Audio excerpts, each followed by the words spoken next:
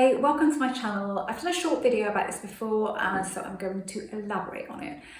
I want to go back to talking about how this process of manifesting our lives, of creating our lives, is not supposed to be complicated. We are not supposed to have to bang on and on and on with affirmations and go on and on and on about something in order to impress something onto our subconscious in order to experience it. That's not what this is about. It's so much simpler than this. So these are the main steps to manifesting, to creating what it is that you want. Clarity of intention. So how clear can you get on this? What do you really, really want? And look at what's going on underlying that. So if you want this particular thing, is there anything going on in there that contradicts what you want? So is there a huge compromise that you'd have to make that you're not keen to make? Is there any underlying resentment, fear-based stuff going on under there first? If there's nothing, awesome. But if there is, you look at that and you think, okay, that is going to hold me back. So I need to get this clear intention and I need to sort that stuff out.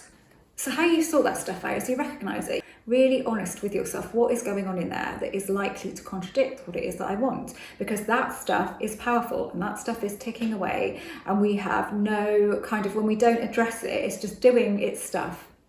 We don't end up manifesting what we want because we've got that other stuff going on. So we're honest, we bring it up, we deal with it. Okay, I'd have to make this compromise, but that's not so bad because this, and this. All you're doing is addressing that stuff and basically instructing your higher self that, okay, those things are in there, but we can deal with them. And so then you change your perception and your perspective around those things that are holding you back. If it's something like, but I've got huge attachment to this happening, you deal with that. I heal any attachment I feel to this, or I balance out my attachment. That's a lot easier actually. I balance my attachment so that I'm not heavy on it. You deal with it, you bring it up there, deal with it, okay, job done.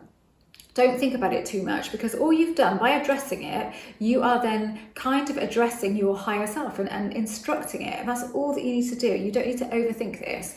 So that's the first part, clarity of intention. Brilliant, we've got it. This is exactly what we want.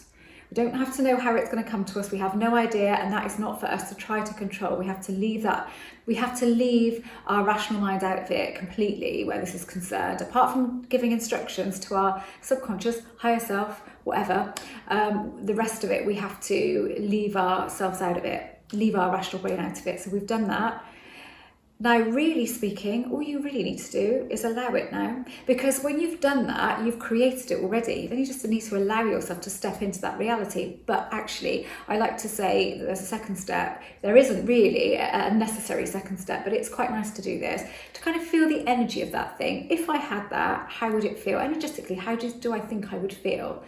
If you can't do that, because a lot of people can't evoke feelings like that, they don't feel they can, actually probably are. If you feel you can't do it, you probably are doing it, but in your way, because we're all different. And I don't know what a feeling is. For me, I know what a feeling is, but I don't know what a feeling is for you.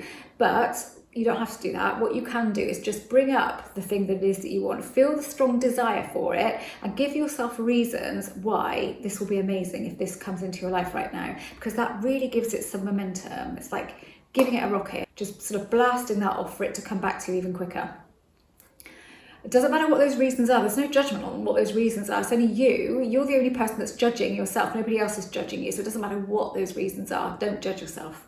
Just be completely honest with yourself. Why do I want this? But again, this is not necessary. The main necessary points are clarity and then letting it go. The third part is definitely the letting go, but really that's allowing. That doesn't mean you have to stop thinking about it, but it means that you stop engaging with thoughts of how will it come to you.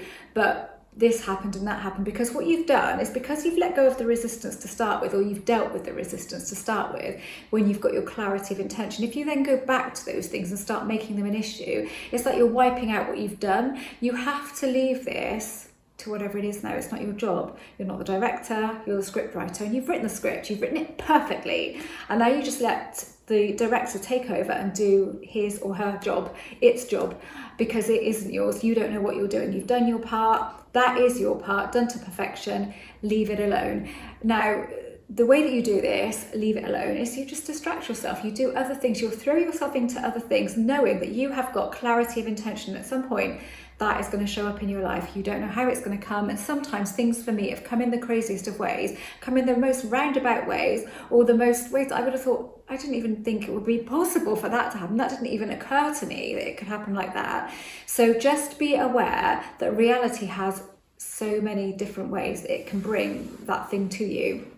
No matter what it is, the universe does not differentiate, does not say this is a big thing and this is a small thing. So this thing is going to take a long time and this thing is going to not be so long because it's a smaller thing. Actually, the bigger things for me, the hugest things, have come quicker. And I believe that that's because I don't really have too much resistance there, because in some cases, the things that have been completely huge, like for example, I've spoken about a lot when all of my staff went, but so harmoniously, because I didn't want staff anymore. Now that happened so quick that the whole experience of it happening and them leaving and going freelance, not having any staff to worry about, and sort of being able to let go the large office that we were paying rent on, happened so quickly, it would have seemingly been impossible. So whilst I did put in the intention for it, I didn't have any expectation, because part of me, a subconscious part of me, thought, well, that's just huge. So there was no, oh, when's that going to happen? Because I almost didn't think it would happen. I kind of knew that it was possible, and I knew it was probable once I didn't have that resistance there, but still part of me thought it might not happen. So hence it happened so quick. And I'm not even joking, though, it started kicking off within a week after me doing it. And then I looked back at it and I thought, bloody hell, that was crazy. So that was a huge manifestation, because it was so out of line with what staff had told me, that how they saw their future going, that kind of thing. So it didn't, if you'd have taken circumstances into consideration, it would never have happened. But I didn't, because I was more like making a simple wish for it, and then I allowed it by just not continuously going back to it. I did on the odd occasion think, I wonder if that will ever happen, but it didn't have much chance to do that, because it kicked off so quickly. So often that can happen. The huge things happen faster, because the smaller things we have more expectation with, because we don't think they're so huge, and we think, well, why aren't they happening? Because they're not that huge. But it doesn't matter, because I know I'm referring to it as the universe. I really don't see it like that at all. I see it like source energy. So the higher part of me, it knows, and it's magic. I don't know how it does what it does, but it's crazy. But for the sake of these videos, and how I know most of you talk about it as the universe, then the universe doesn't differentiate between things. A thing is just a thing. It's just another thing and another feeling and another energy. It doesn't matter what it is.